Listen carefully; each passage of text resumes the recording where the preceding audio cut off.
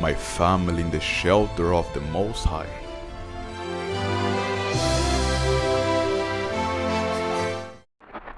Hello, magandang araw po sa inyong lahat. Ako si Pastor Jerome at itong aking asawa. Kami ay nandito sa ating simbahan sa Pampanga. At ngayon, kaibigan, nais ko na kayo ay tanungin sa salitang ito na palagi din naririnig every time na ang taon ay matatapos at papasok ang bagong taon. Sinasabi na maraming mga Pilipino, bagong taon, bagong buhay. Pero ang tanong ko, kaibigan, talaga bang may bagong buhay sa iyo kada bagong taon?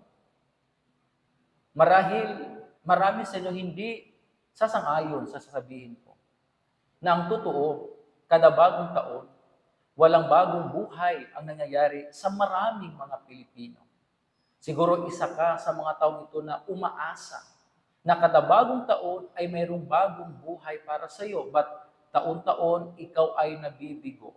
Taon-taon, pareho pa rin o sabihin pa nga natin na magiging mas malala pa nga ang iyong sitwasyon ng taon mo bago o every time na nagpapalit ang taon. Kaya ano ba ang dapat nating gawin? Kung talagang nais mo na bagong buhay sa bagong taon, dapat gawin mo ang isang bagay na kakaiba rin. Ang mga bagay na hindi mo ginagawa kada taon. Siguro, ginagawa mo palagi taon-taon ay ang tradisyonal na pagsalubong ng bagong taon. At ang purpose ng video ito, mga kaibigan, ikaw na nanonood ngayon, ay para imbitahan ka para sa tunay na pagbabago ng bagong taon. Kung nais mo ng tunay na pagbabago, gawin mo ang isang bagay na bago rin para sa iyo tuwing papasok ang bagong taon. At ano ito? Ikaw ay aming iniimbitahan sa aming night vigil ng bagong taon. Alas 10 ng gabi hanggang alas 12:30 ng umaga.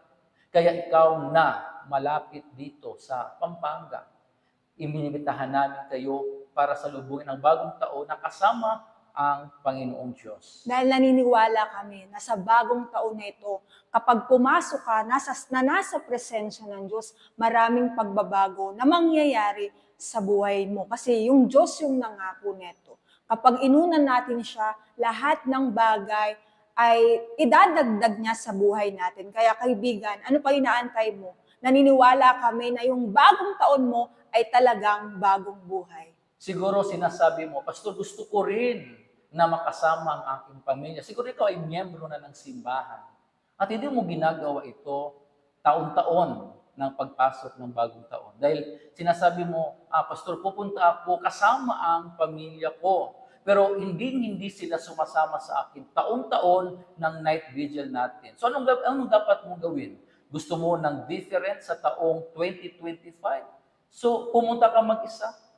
Ayaw man nilang sumama sa iyo, walang problema. Pumunta ka mag-isa at sa simbahan, mananalangin tayo. Kaya lahat kayo na nakapanood ng video ito, kayo na taga Metro Manila, ang ating main church ay nasa General Rojas Avenue, Araneta City, Cubao, Quezon City. Ito ay sa gitna lang ng Shakey's Restaurant at National Bookstore. Kayo naman na taga Pampanga, tayo ay bukas din, may night vigil tayo. Parehong oras dito sa taas, second floor ng First Options, Miranda Extension sa may San Nicolas, Angeles City, Pampanga. Kayo ay aming inaasahan, inimbitahan namin kayo at sigurado ang taon mo ay magbabago.